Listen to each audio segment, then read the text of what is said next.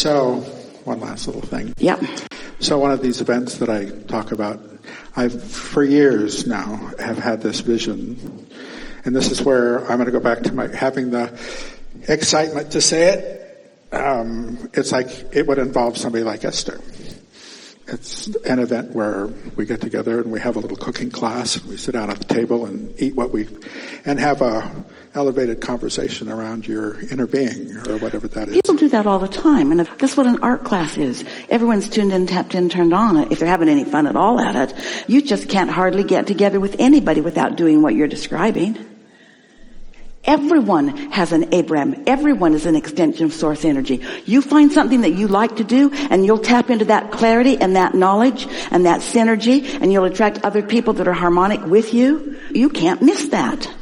You can't miss that. That's what you came to do. Not one of you said, I'll go, I'll be modest, I'll mind my own business, I won't get involved with other people because they're trouble, and I'll just do my own thing. Not one of you said that. You said, I'm going to go, I'm going to tune in, tap in, turn on, I'm going to find my greatest desire in all things, and the law of attraction will match me up with other people along the way, and we will frolic and frolic and frolic and frolic. Frolic with that one and then they're gone, and frolic with that one and then they're gone, and frolic with that one and then they're gone. I'm not gathering a life full of frolickers. I'm just in the moment frolicking with my inner being, and whoever the law of attraction brings into the frolicking mechanism, and we're all having a very good time as we are going on our merry way together, but not necessarily together. You're not marrying them all and taking them home and signing prenuptials or not. You're not putting them on your insurance policies and giving them the deed to your house. You're just having a moment where you're tuned in, tapped in, turned on, and if they are, then they'll join you, and together you will have an elevated moment. Yeah, I get that.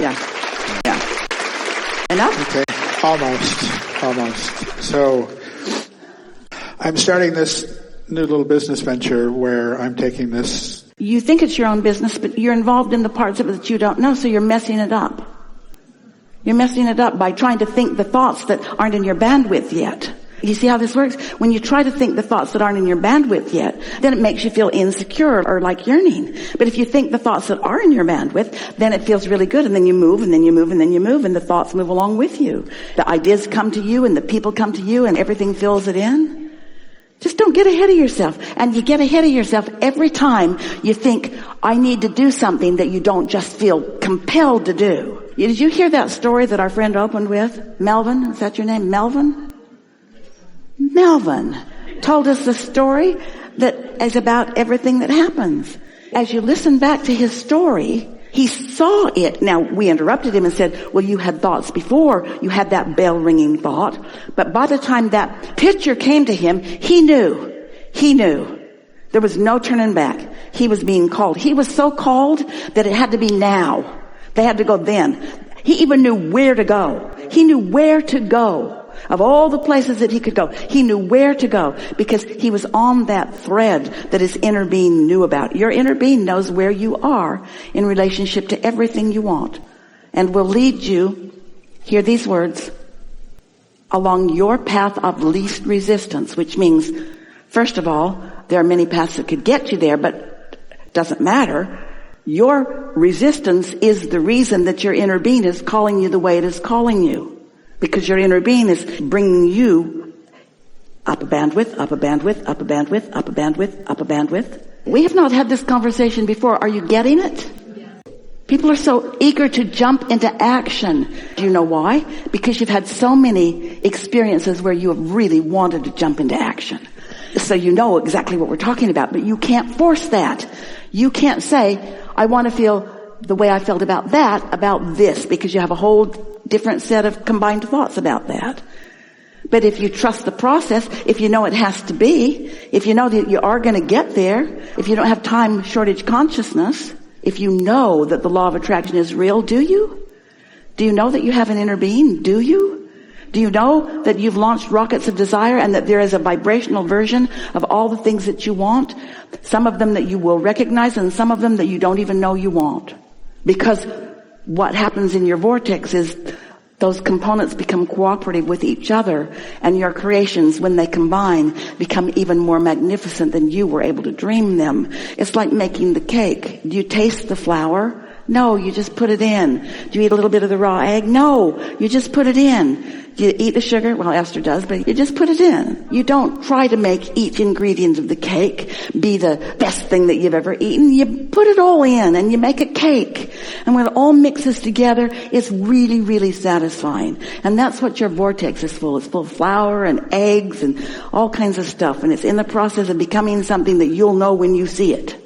But you got to be in the vicinity of seeing it, which means you got to be happy where you are and eager for more, not yearning, not trying. It's that eager versus yearning. Say what? Okay. The eager versus yearning, the polarity of that. Even hope has yearning in it.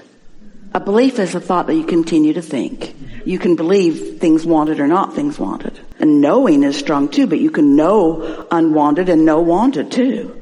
But when you have deliberately found a thought that feels a little better and found a thought that feels a little better until that's what you've practiced, then those thoughts that you continue to think, those beliefs that you continue to hold, continue to lead you and what you want into a matching place. That's what creation is. The law of attraction is not taking you somewhere to match up with something. It's bringing the matches together. It's bringing you to your vortex and what's in your vortex to you. This is good. Thank you. Yeah. I appreciate all the work. I appreciate this being here. Yeah. I'm taking care of an old woman. She's about 90 and she's kind of given up. It's my mom and she's close to death, and I just wanted to, where is she going to go and what can I do to help her? Because she really has stalled out. And I took that on myself. I stalled out. But I'm in a better place now, and I'm just kind of curious what the afterlife is like, if you can share. There's a lot that we want to say about this. First, we'll answer your question. It's way good. It's way good. When you reemerge into non-physical, you leave behind all your resistance. So all the things you worried about are non-existent. They're just not part of what you're about. Your realization of who you are is keen, and you feel proud of yourself, but it's not really pride like humans feel. It's just that, it's the way Esther feels after every one of these conversations with all of you.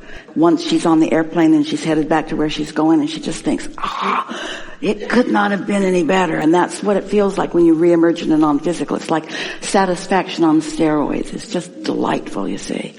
So when you say she's stalled out, you know what we were saying earlier about how people are born calibrators, and they're used to calibrating to those around them.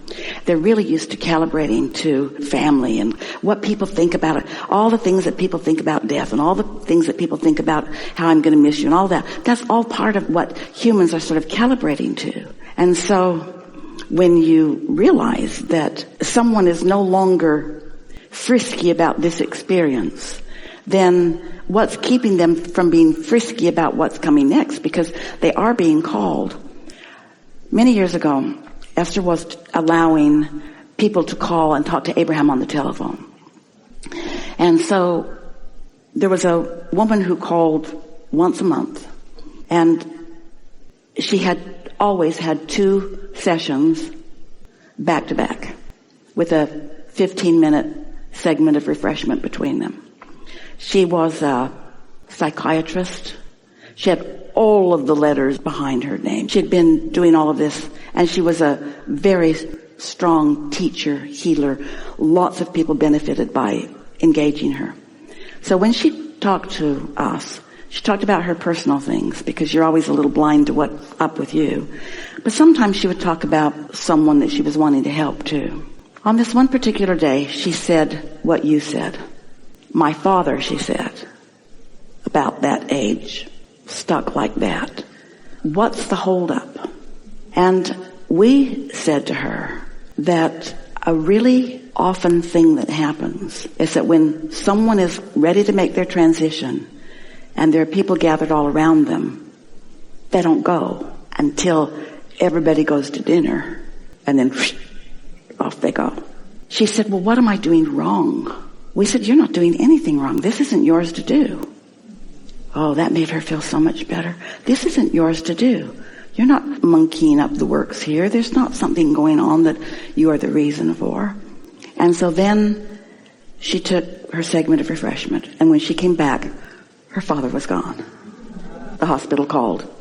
That was when off he went. And so, it's not up to you. But when you worry, someone who has watched for your worry and tried to calibrate around it her whole life is affected by that a little bit. And so, it really is about just letting your responsibility to that and everything else go. Just let it go. Yeah, thank you. She's not stuck.